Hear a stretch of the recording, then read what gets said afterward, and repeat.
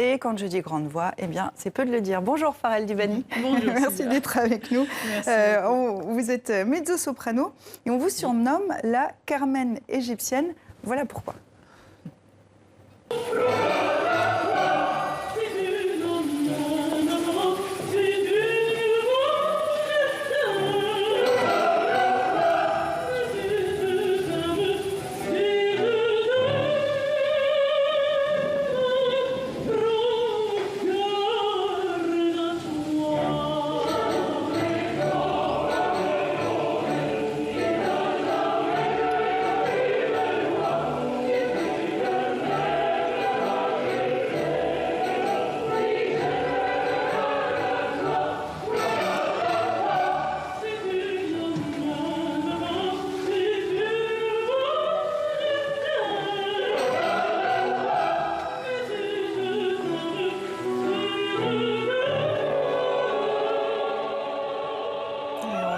Sur l'envolée. Farel Dubani, vous êtes égyptienne, francophone. On dit que le français est moins facile à chanter en lyrique. Est-ce que vous confirmez? Oui, je confirme ça, tout Pourquoi? à fait. Parce que je trouve la langue française, c'est une langue très souple. Il y a une certaine souplesse et élégance dans la langue qui marche avec la musique. Et il y a beaucoup des chanteurs francophones aussi dans le monde entier, en général. Carmen, c'est un rôle qui vous parle particulièrement, je crois. Ah oui, Carmen, c'est un rôle qui est très proche de moi, en fait. Moi, j'adore la musique de toute l'opéra et chaque fois quand je le chante, je découvre des nouvelles choses dans ce rôle-là. C'est jamais fini pour moi. Alors, vous chantez Carmen, mais vous chantez Dalida aussi.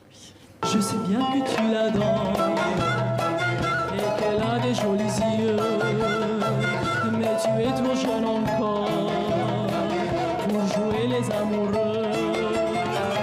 Et gratta, gratta sul tuo mandolino, mon petit bambino, ta musique est plus jolie que tous les ciels de l'Italie.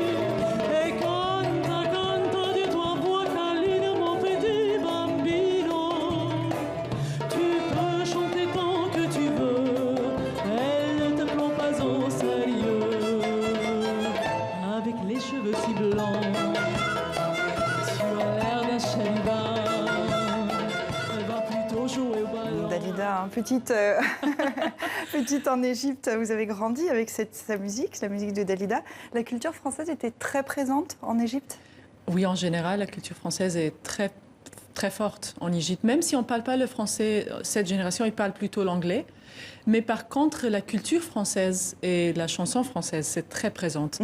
Moi, j'ai grandi avec les chansons de Dalida, d'Aznavour, d'Édith Piaf, Mireille Mathieu. Et même si je n'étais pas francophone de base, je suis germanophone ou anglophone. Mais quand même, le français était très présent. Et Dalida, surtout, c'est une grande passion. Dalida est née comme vous en Égypte. Elle a démarré sa carrière en France. On dit que vos voix se ressemblent. Est-ce qu'elle vous inspire? Est-ce que c'est un peu votre double? C'est pas un double, non. Elle n'est pas un double, ça c'est sûr. Elle est une autre, elle est une icône. Mais elle m'inspire. Même dans l'opéra, elle m'inspire. Comment? Parce qu'elle est très théâtrale. La façon comment elle est, sa charisme sur scène et tout ça, ça m'inspire beaucoup. Sa voix aussi. Comment elle chante en français. J'adore. L'arabe est votre langue maternelle, votre langue d'origine. Oui. On va continuer à parler tout en vous écoutant. Je vous propose qu'on continue à écouter Dalida avec cette chanson sortie en 79, Helwa Ya Baladi, donc une chanson en arabe.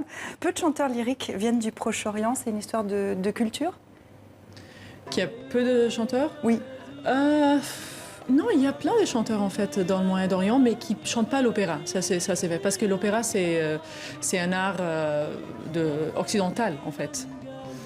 Mais il y a beaucoup de chanteurs et chanteuses qui viennent du Moyen-Orient, comme Kalsoum par exemple, ou Fayrouz. Mais c'est pas de l'opéra comme on l'entend. C'est pas de l'opéra, non. Comme on l'entend à l'Opéra de Paris où vous avez été, par exemple. Oui, c'est vrai, non, c'est pas beaucoup. Lors d'un concert en Égypte, vous avez chanté la flûte enchantée de Mozart en arabe. Est-ce que ça marche? Oui, ça marchait très bien, bizarrement, oui, parce que je pense que Mozart, il a écrit cette musique pour cette langue. langue égyptienne en fait. Parce que le sujet, ça vient d'Égypte, bien sûr. Si vous connaissez la flûte enchantée, il y a Osiris et Isis et tout ça. Et je pense, bizarrement, ça marche très bien. Vous arrivez là juste à nous, un tout petit extrait, juste une phrase, je sais que vous n'êtes pas échauffé, etc., mais juste pour avoir une idée de ce que ça pourrait donner. C'est bizarre. Maintenant, j'ai pas dans ma tête.